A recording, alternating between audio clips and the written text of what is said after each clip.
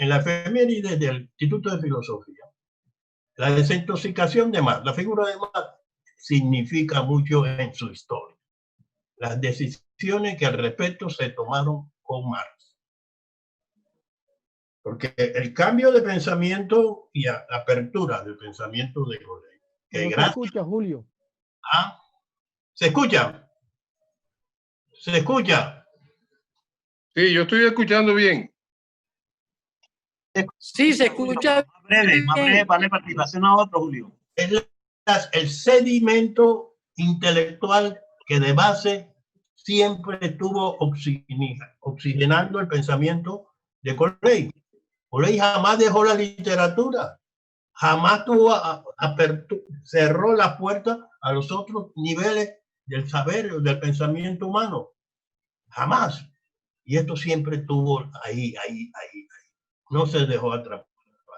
Pero recuerdo muy bien que la ortodoxia de Goley en ese entonces era tan terrible que llega un joven de escasamente 18 o 19 años, están congregados los grandes expositores de cada tendencia, imagínense ustedes, múltiples, y llega con un grupo de jóvenes, un joven en representación de la JUCO, es decir, Partido Comunista, a venir a enfrentar nada menos que el orador José Gabriel Goley, que era del Comité de Trabajo Socialista, que eran buenos, estaban los mejores, quizás los mejores preparados en la oratoria.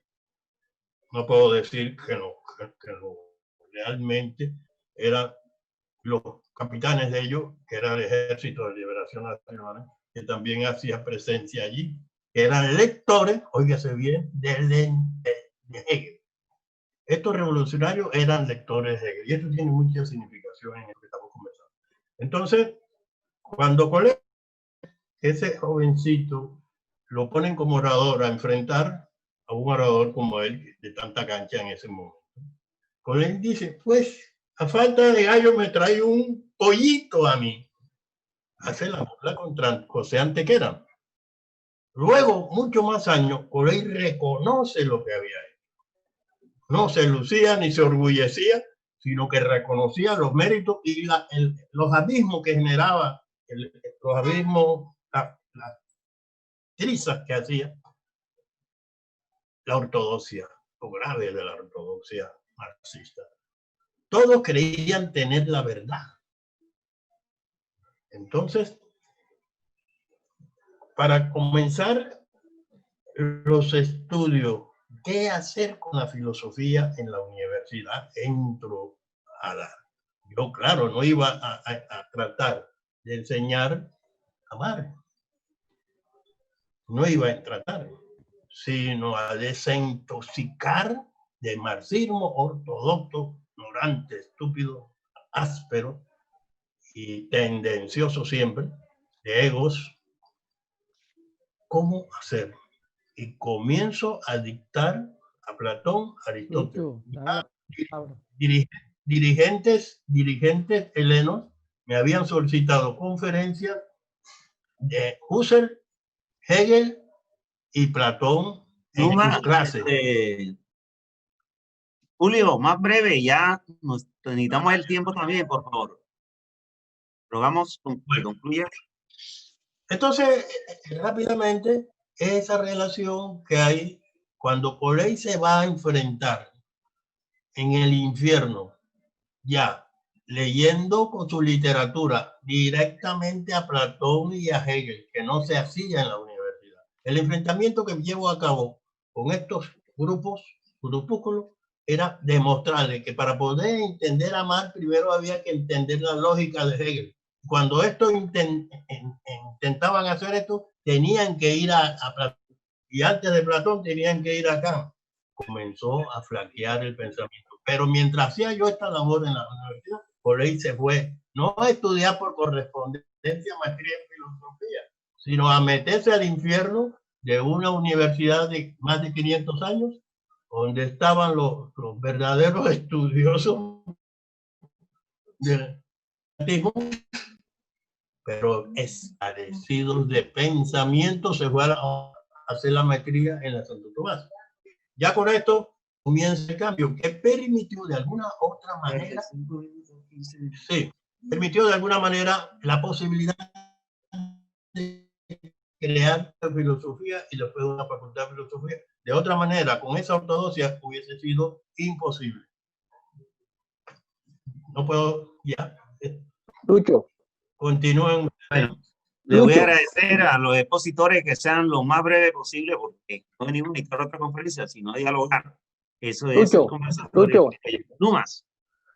Bueno, José, me gustó tu intervención porque me hiciste recordar a que renunciabas el dogma y te metías a la democracia participativa.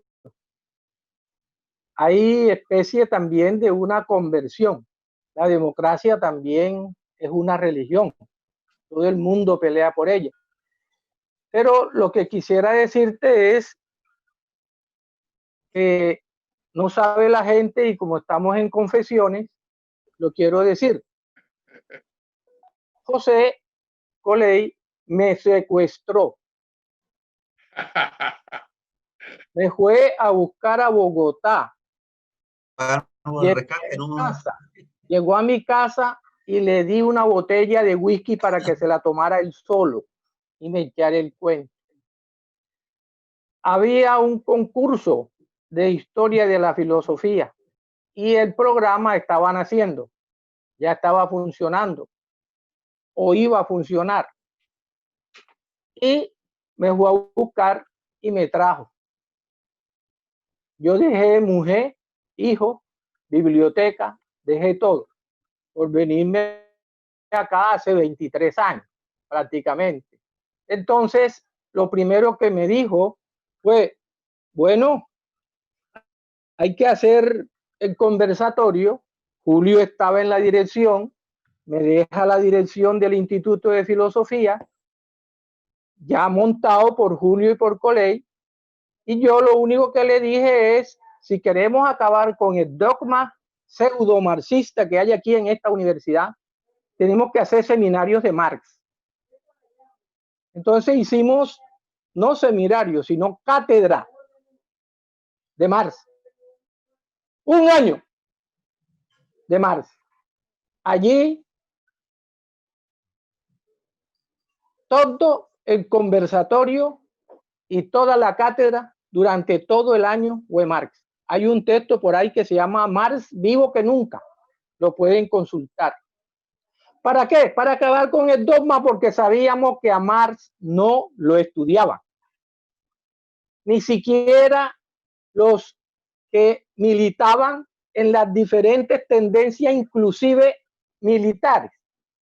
No había un estudio profundo de la obra de Marx. Ni siquiera habían cogido el consejo de Lenin que decía: aquel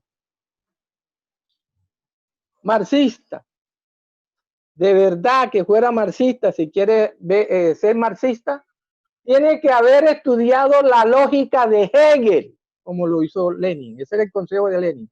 Todo marxista, si quiere ser marxista, tiene que estudiar la lógica de Hegel. Imagínense, semejante libro. Y ese Lenin lo había estudiado casi 2 años en Bruselas. Y entonces comenzamos a hacer eso. Esa confesión o esa conversión que ha hecho Coley a la democracia se debe en cierta medida a que hay ya una nueva sociedad, un nuevo ambiente, una nueva historia, un nuevo y aquí y ahora. Y Marx, sí, hay que estudiarlo, es un pensador. Como Platón, como Aristóteles, como Kant, como Hegel o como Julio Enrique Blanco. Un pensador. Así es. Es necesario que no tengamos dogmas y que esos dogmas se los dejamos a los religiosos. Y nosotros en filosofía no somos religiosos.